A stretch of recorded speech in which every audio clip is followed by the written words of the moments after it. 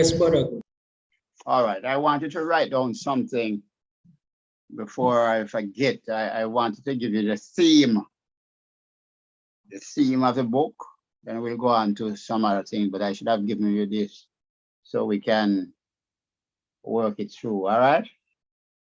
The theme of the book, the main theme of the book, the sovereignty of God over the affairs of men in all ages. Please, say it over, sir. Yeah, man, you know that I'm gonna do that. Yeah. All right, the sovereignty of God over the affairs of men in all ages.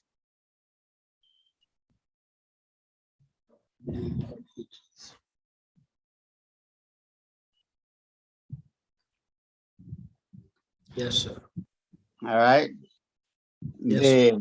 The pagan king's confessions of this fact shows in this book is the key fact. Chapter 2 and verse 47.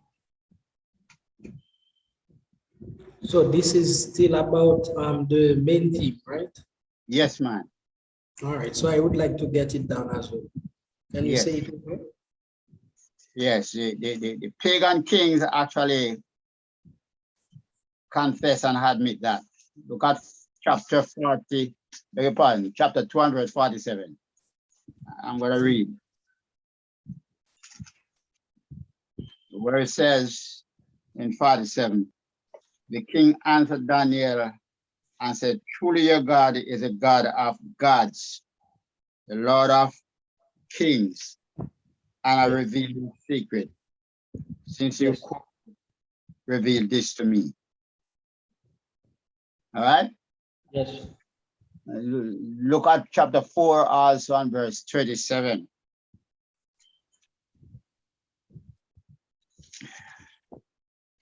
Verse 37 says, now I Nebuchadnezzar praise and exalt and honor the King of the heavens. Yes, sir. All of whose works are true and his ways justice. And those who walk in pride, he is able to put them down. Yes. No, Nebuchadnezzar, that's the pagan king saying that, Yes.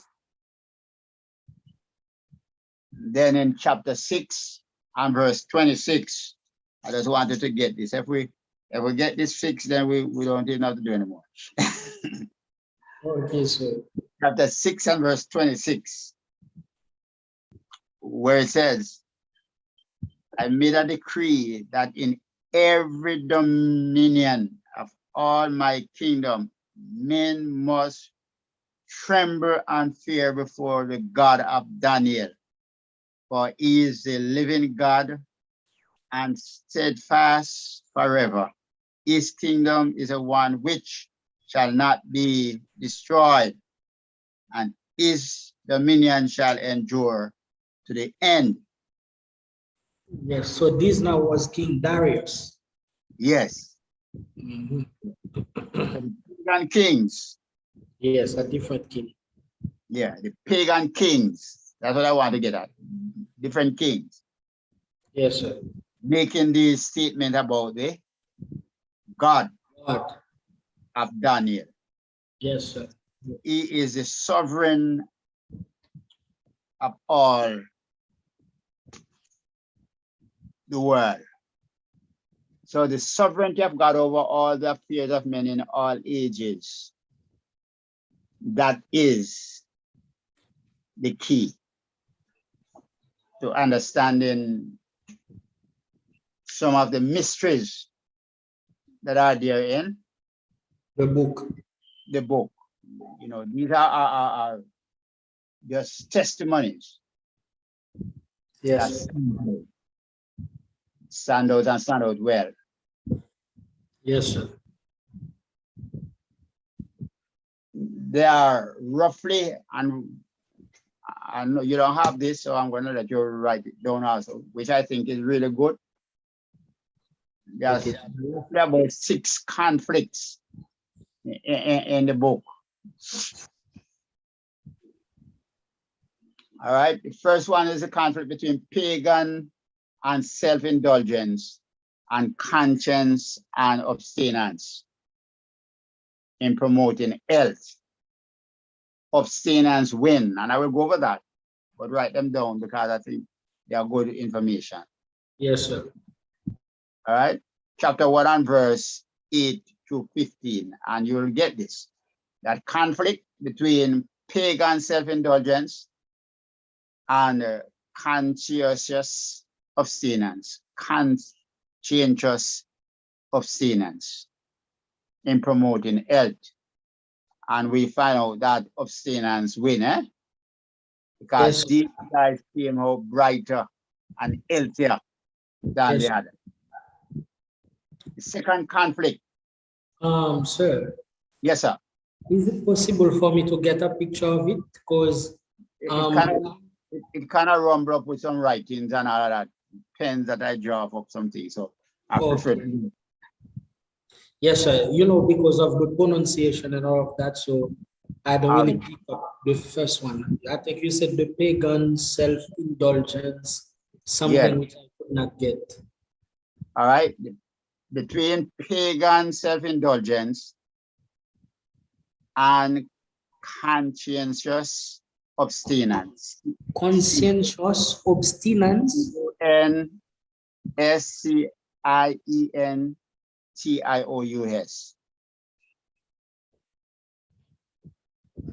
O-N-S-C-S-C. Yes, abstinence.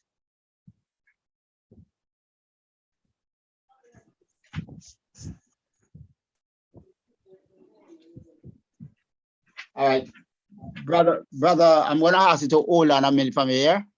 Okay, sir. Just a minute, somebody's at the gate. All right, sir. I'm coming. Just about 5 minutes, brother. Yes, sir.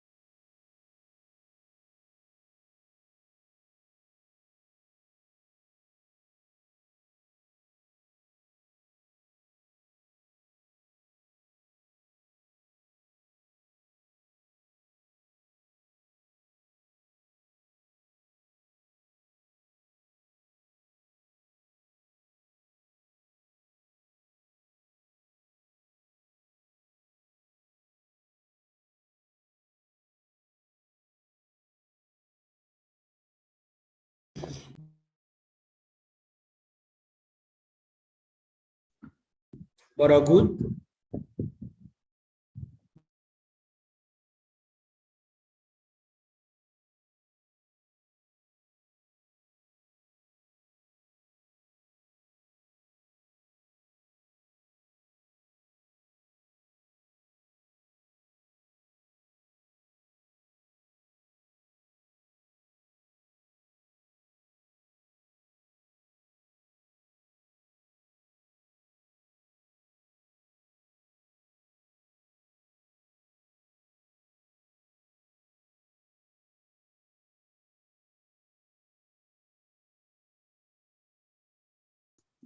Brother?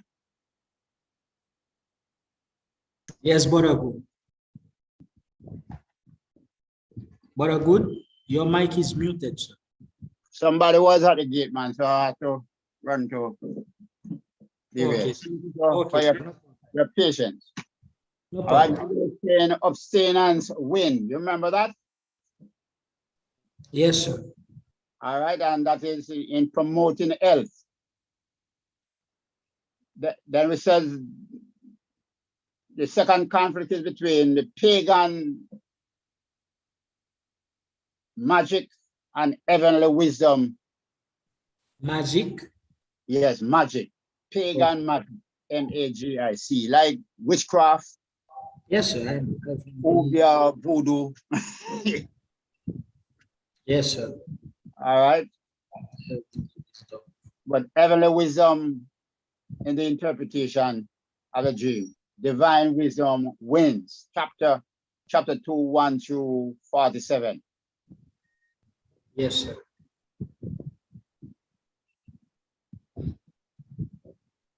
And what then was the reference? chapter number 2, 1 through 47. 2, 1 to 47. All right. All right, sir.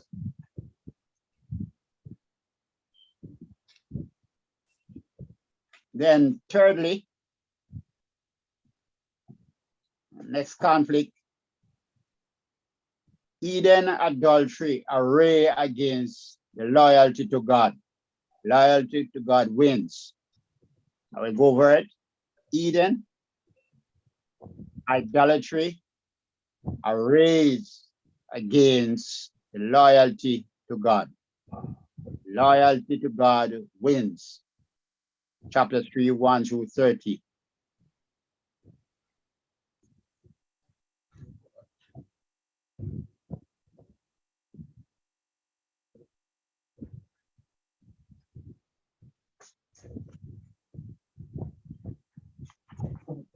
It's chapter 3 from verse 1 through 30. 1 to 30. Yes, sir. Number 4.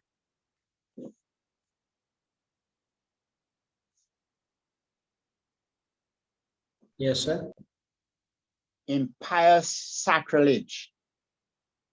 Impious sacrilege array against reverence for sacred object.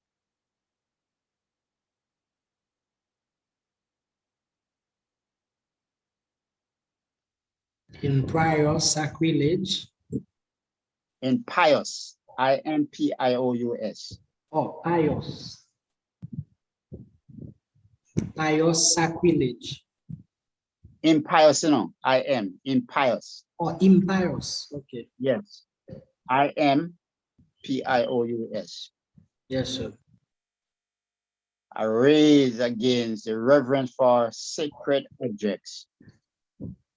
Reverence win. And you can remember the handwriting on the wall. Yes, sir. The throne, chapter 5, 1 through 30.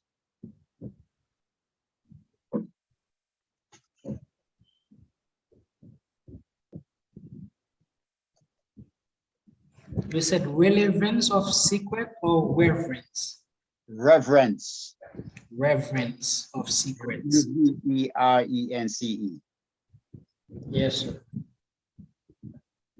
Chapter 5, 1 through 30.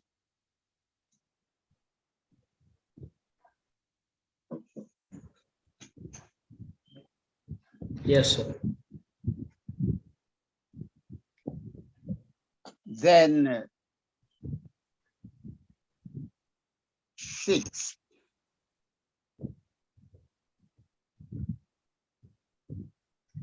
What? 6, number 6. Okay, okay. No, it's 5, sir. 5. Yes. Okay, I think I jump one then. Tell you Yeah. that a good thing. The number 4 was supposed to be a pagan king's pride array against divine sovereignty. Okay, let me get it. That was number 4. Okay. God wins. Pagan what?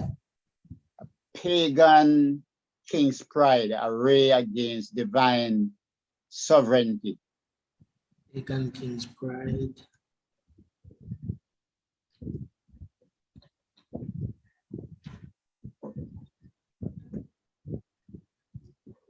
Sovereignty.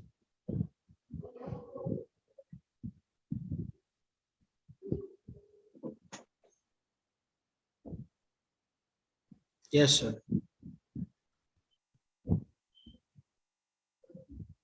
Go over that letter here. Yes. What do you have? Yes. The pagan king's pride against divine sovereignty. All right. Array against divine sovereignty. God wins. Yes, sir. The king turned out to be a eater of grass. Yes. Chapter 4, 4 through 37.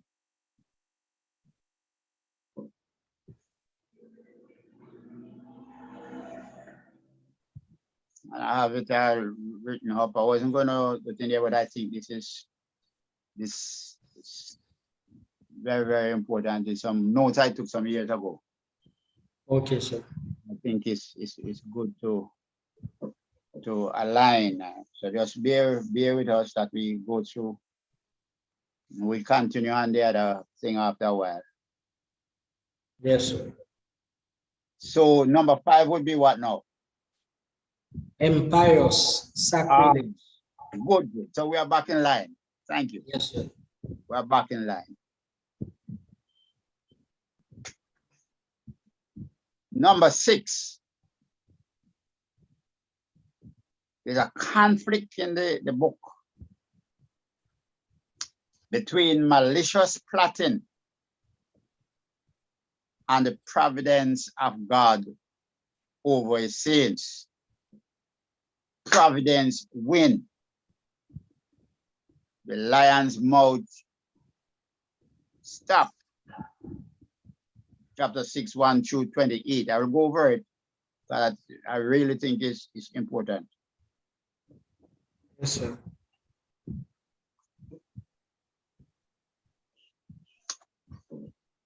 The conflict between malicious plotting, yes, sir, and the providence of God over his saints. Providence win. And we say the lion's mouth stop. Shut. Chapter 6, 1 to 28. Yes, sir. You know, I just think that is very, very, very, very important. We're going to do a few other things, then we'll get back to our outline. Yes, sir. You know, but I think this piece added in here kind of help to give a little pep to it. Yes, sir. Then we have our section here with visions and prophecies. Chapter 7 going on. Chapter 7 through 12 deal with visions and prophecies relating to the controlling hand of God, moving the scene into the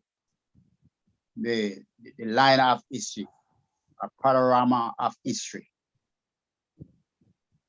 So what Yes. you're going to have a good amount of prophecies coming from chapter 7 through 12.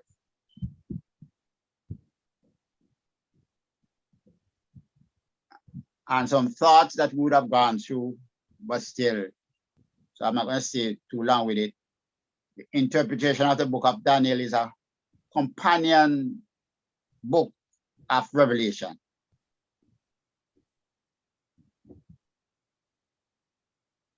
There's a lot of writing, but that's it will work out. But bear with me. Yes, All right. sir. Yes, sir. Visions and prophecies relating to the controlling hand of God moving to the scene in the panorama. That's Panorama, the panorama of history in chapter 7 through 12.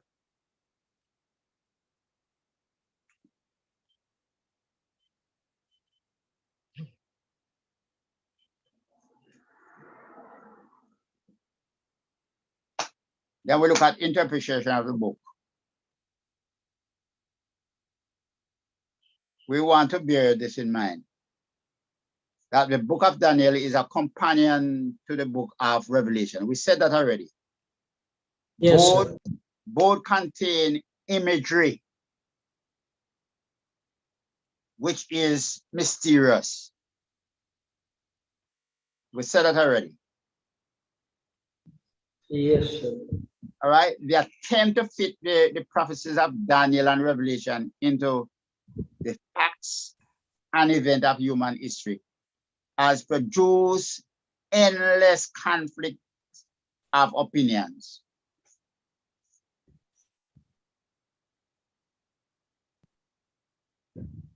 The true interpretation of the detail of the vision is not always clear.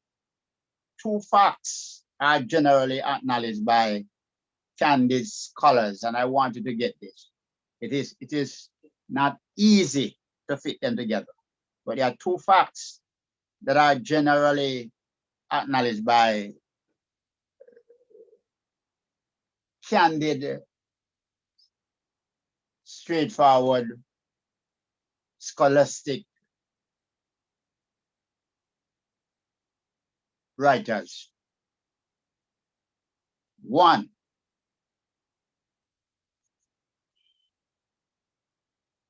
you with me? Yes, sir.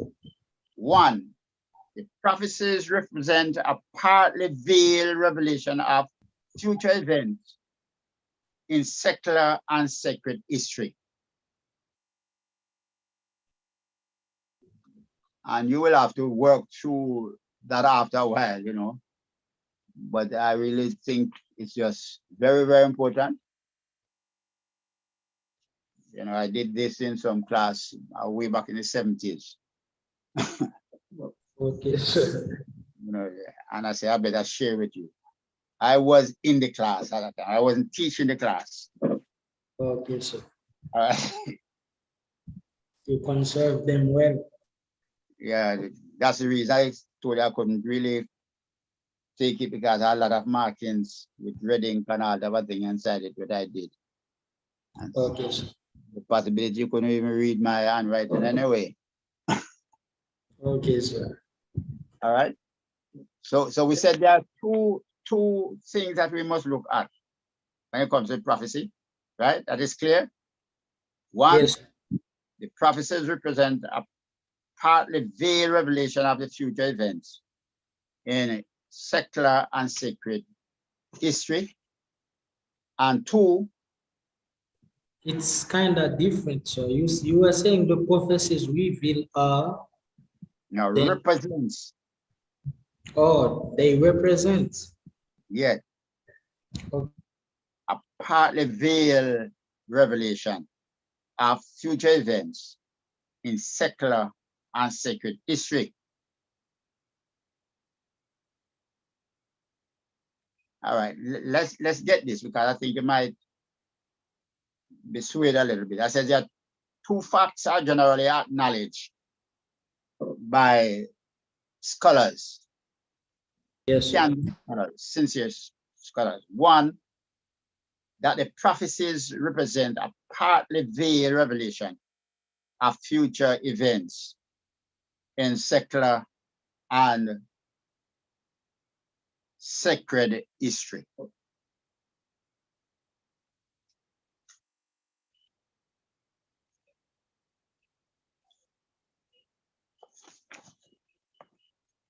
And we said 2, Yes, sir.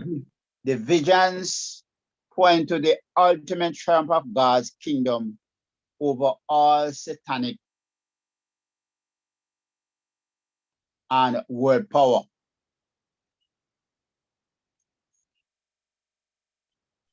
After ultimate, sir. The vision, or that visions point to the ultimate triumph.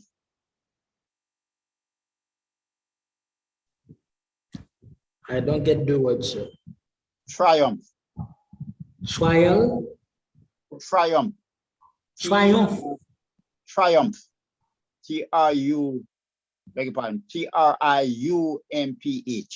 Yes, ultimate triumph. Yes. Yeah. Thank you. Of God's kingdom over all satanic and worldly powers.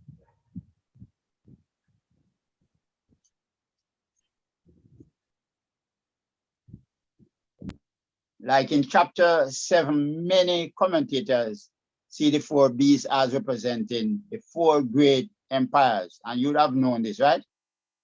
Yes, sir.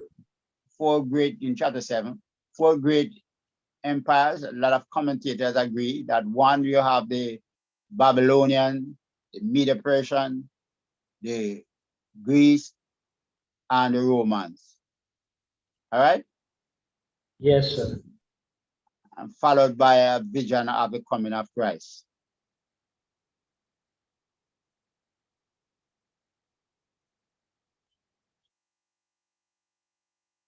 In chapter 8, another period of Medo-Persian and Grecian history appears under the figure of a beast.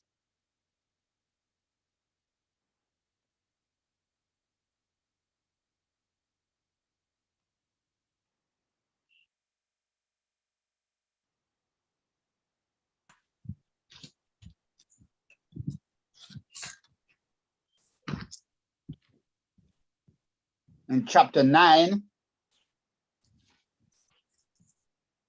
and did you get that in chapter 8? Tell me what chapter 8 gives. Oh, chapter 8 speaks about the beast, the vision.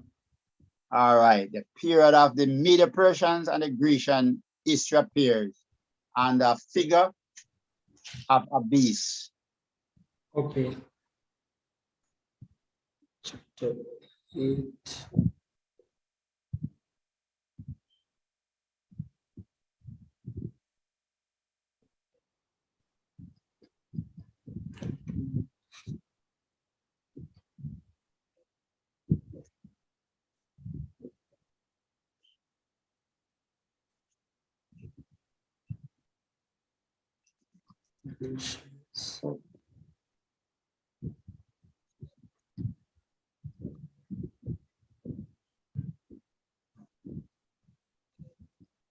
In chapter 9, and it's just a brief heading. Chapter 9 contains Daniel's prayer and a veiled prophecy of time of the coming of the Messiah.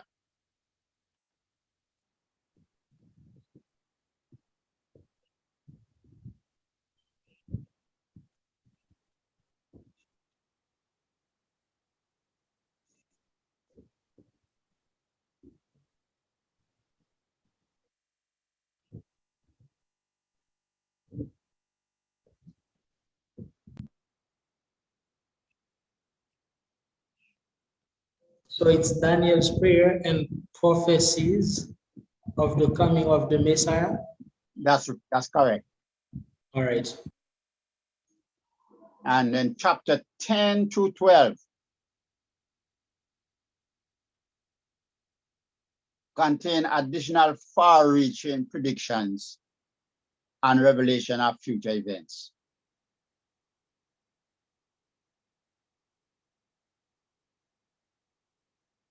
And I want to just say quickly that these three chapters, chapter 10 through 12, 10, 11, 12, all right?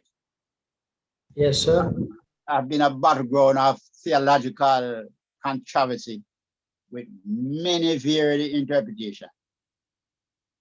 And you'll hear them, you know, I know the Adventists use these chapters a lot. So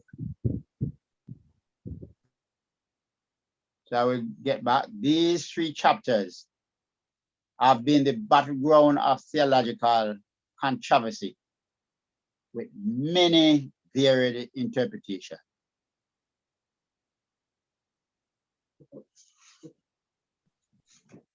Yes, sir.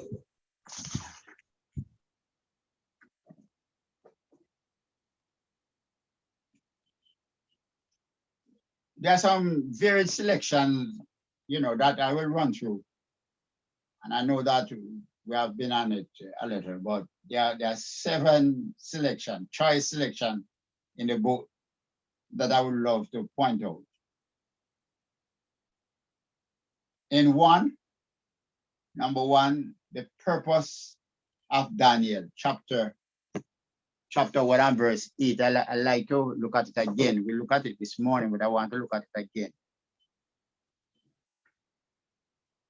Chapter 1, verse 8. Yes. Choice selection. Daniel 1 and verse 8. Purpose of Daniel. Where it says, but Daniel purpose in his heart that he would not defile himself with a portion of the king's delicacy. Right? He planned in his heart. You know, it is good for us to purpose, plan in advance. You know, yes, sir.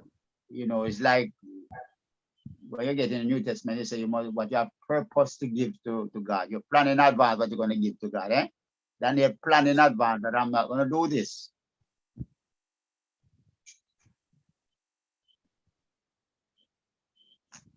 Then number 2, that leap out at me is the stone out of the mountain.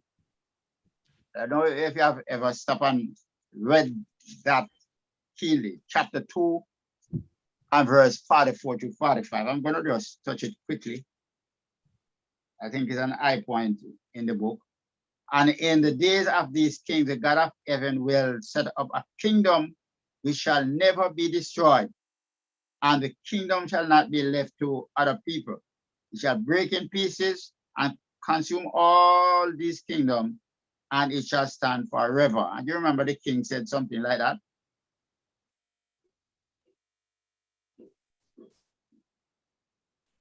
So the stone of the mount out of the mountain is a pertinent part. You are there with me, brother? Yes, sir, I am. All right. And the next thing that leap out, if you call it number 3, you can call it number 3. The answer of the 3 Hebrew captives. Chapter 3, 16 to 18. That does leap out at me also. Yes, sir. Chapter 3, 16 through 18. Now you know it well, but I'm going to read it. Shadrach, Meshach, and Abednego answered and said to the king, "O Nebuchadnezzar, we have no need to answer you in this matter. If that is the case, our God, whom we serve, is able to deliver us from the burning furnace, and he will deliver us from your hands, O king.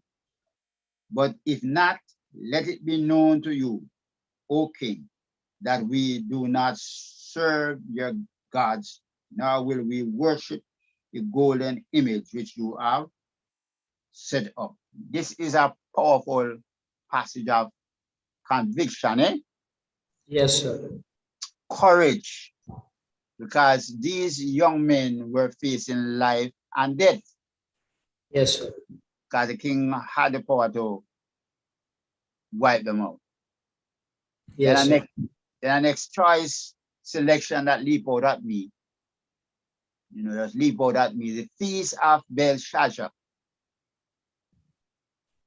And you remember that feast in chapter 5? The feast. Yes, Feast of Belshazzar. Yes, sir. The party of Belshazzar, right? Yes, sir. Yes, sir. Chapter 5.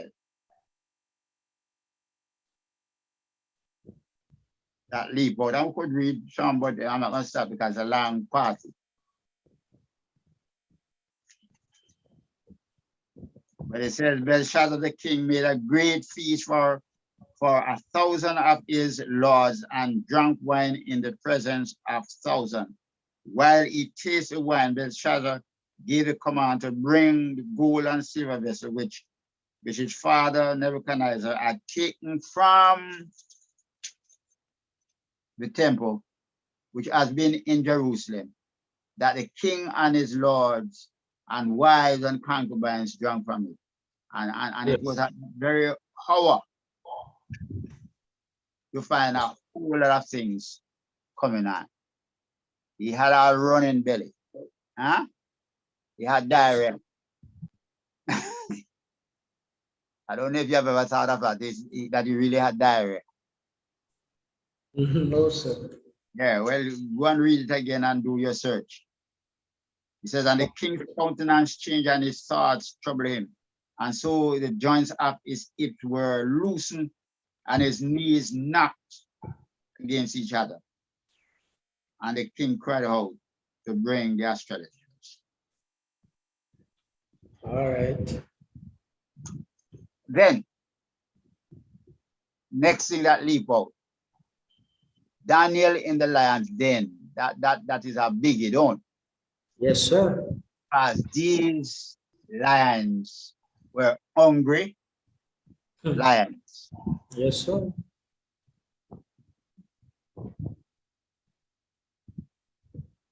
And lions don't pardon anything. Once a lion is hungry, that is it. In fact, one person a lion will not kill unless it is Hungry.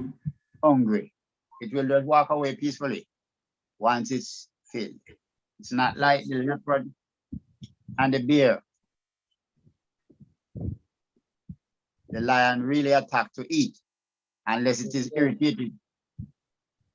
If you trouble it, then it has to defend itself. Yes, sir. Then 6. That is in chapter 7.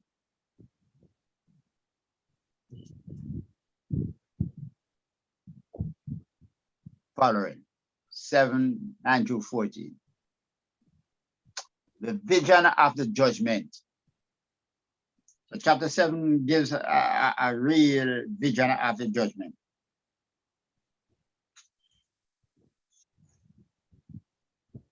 Seven, 9 to 14.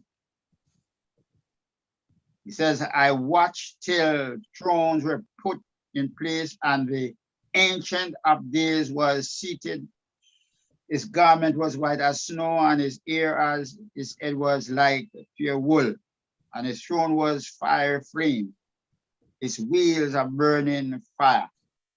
And it could go on and on. You could read on and on. But a vision of the Ancient of Days, which is judgment. As I said, this is one of the chapters that you have a whole lot of controversy over. One of them. And last but not least, of the things that actually leap out at me. All right? Yes, sir. Is chapter 12, 3. Chapter number 12 and verse 3. The soul winners promise.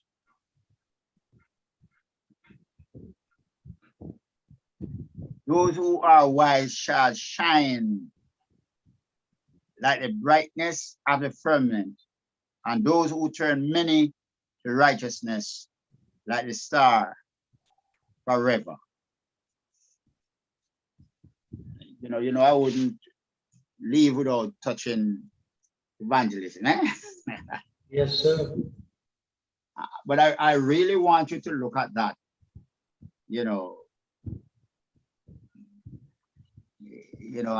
it actually leaps in and fits in nicely. It says, those that win souls are wise in Proverbs. But here, in Proverbs 11:30 says, he that wins soul is wise. But here in Daniel, it says, I want to shine, eh? Yes. I want to shine, Daniel 12 and verse 3.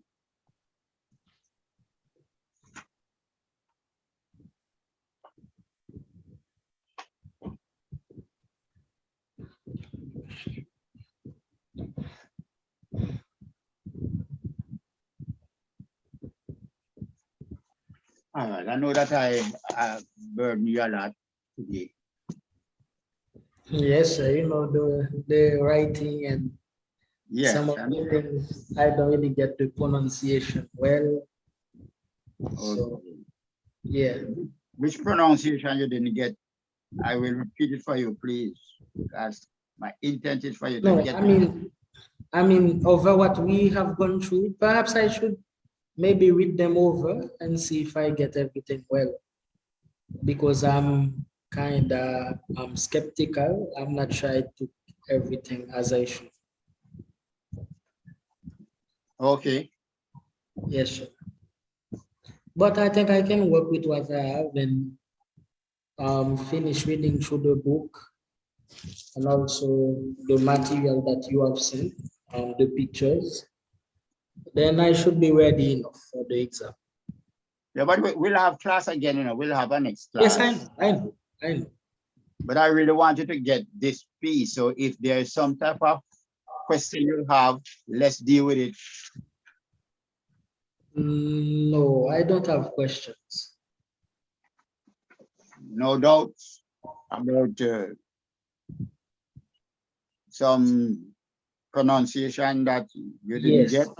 Number one, when we were speaking about the pagan self-indulgence, I'm not sure if you say conscious, obstinate, or what the word was. Yeah, conscientious. CONSCIENTIOUS. All right, just stop here a little bit. Conscientious. Okay, conscientious. That's close to your yes, sir. Your language, don't you? Yes, sir. Conscientious. And then the next one is obstinate. Abstinence. Abstinence. Yeah. What's the spelling for that one? Say abstinence. ABS. Oh, abstinence. All right. ABSTINENCE. Yes, I get it. Thank you.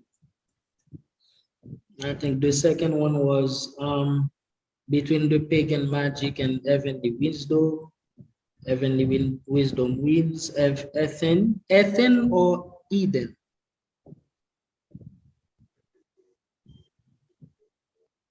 Oh, that is Eden and idolatry? Yes, number 3. Ethan or Eden? Eden. HEATHEN.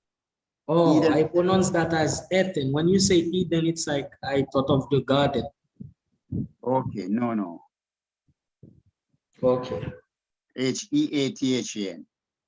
All Eden, right. idolatry. Okay, against loyalty to God. Pagan king's pride against divine sovereignty. Empire's sacrilege against reverence of secrets. Malicious flatting, FLATTING. That's PLOTT. Oh, malicious plotting. That's correct. Okay, plotting. All right, sir.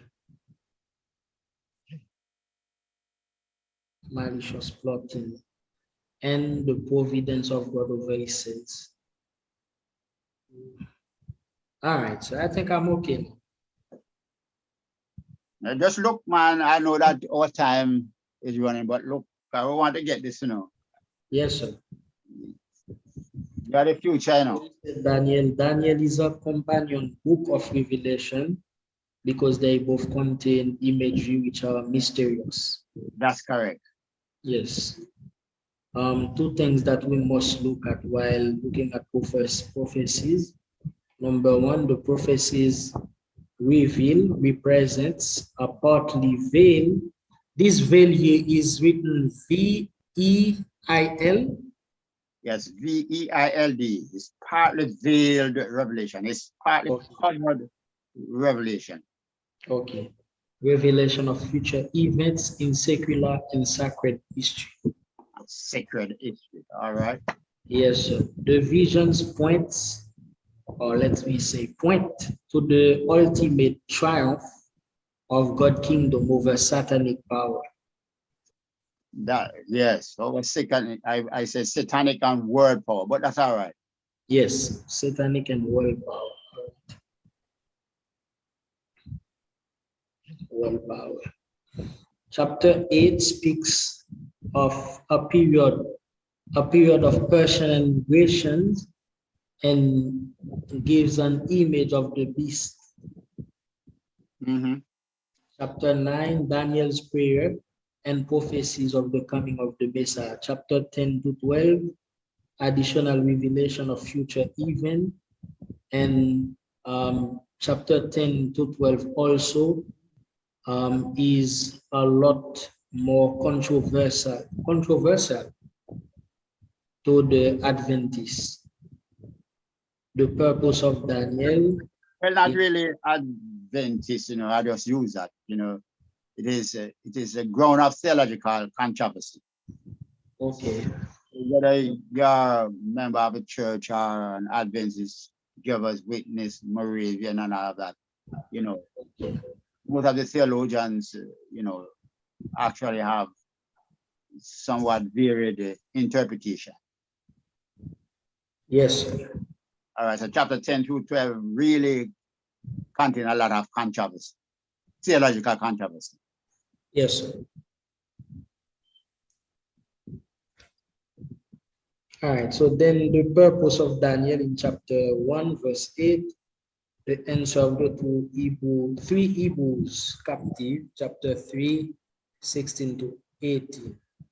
The feast of Belshazzar, chapter 5, Daniel, in the lion's den, chapter 6, vision of the judgment, chapter 7. And I've also highlighted Daniel chapter 12 and verse 3. Those who are wise shall shine.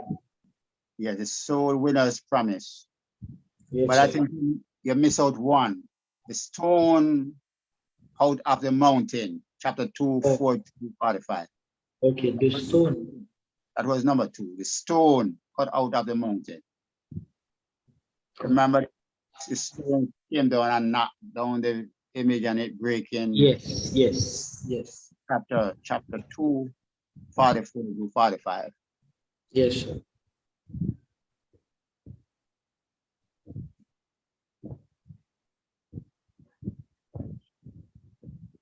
(42 to 45). All right, so I get it. Thank you. All right. I just when I teach, I want a person to get it, Yes, sir. So that when I'm dead and gone, something is still there remaining, Okay, sir. I know. Yes. All right. So it is good for you to read over the other notes that you got that we were going on with the account of the page 42 to 44. But we'll not have time until next week.